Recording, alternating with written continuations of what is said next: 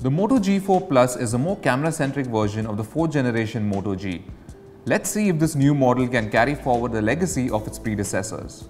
The first noticeable feature is the bigger display, which is now at 5.5 inches and Full HD.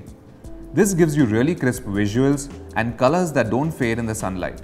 The Moto G4 Plus also gets a fingerprint sensor, a first for a Moto smartphone, and it works well from any angle. The rounded metal frame of the body, coupled with the rubber back cover, makes the phone incredibly comfortable to hold.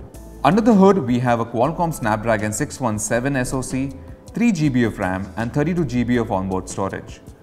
There's also a lower cost version with 2 GB of RAM and 16 GB of storage. There's a dedicated microSD card slot, which allows for cards of up to 128 GB. What we love about Moto phones is the clutter-free Android experience, and the G4 Plus is no exception. You get Android Marshmallow straight out of the box, along with little tweaks like Moto Display and Moto Actions.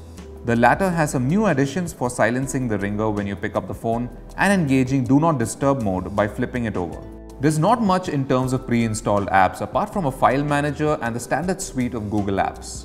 The camera is one of the main selling points of the Moto G4 Plus, and with a 16 megapixel sensor, we're looking at some pretty detailed daylight shots. Plus, there's face detection autofocus and a laser focusing system to help you out. Unfortunately, low light performance isn't great. While photos look okay on the phone's display, zooming into them tells another story. The camera app has been overhauled, which makes it much more user-friendly and functional. There's a professional mode too. The Moto G4 Plus features a 3000 mAh battery, which easily lasts you about a day and a half of active use. Plus, you also get support for Motorola's Turbo Power for quickly charging the battery. The Moto G4 Plus is a welcome evolution of the Moto G series, and rest assured it doesn't disappoint.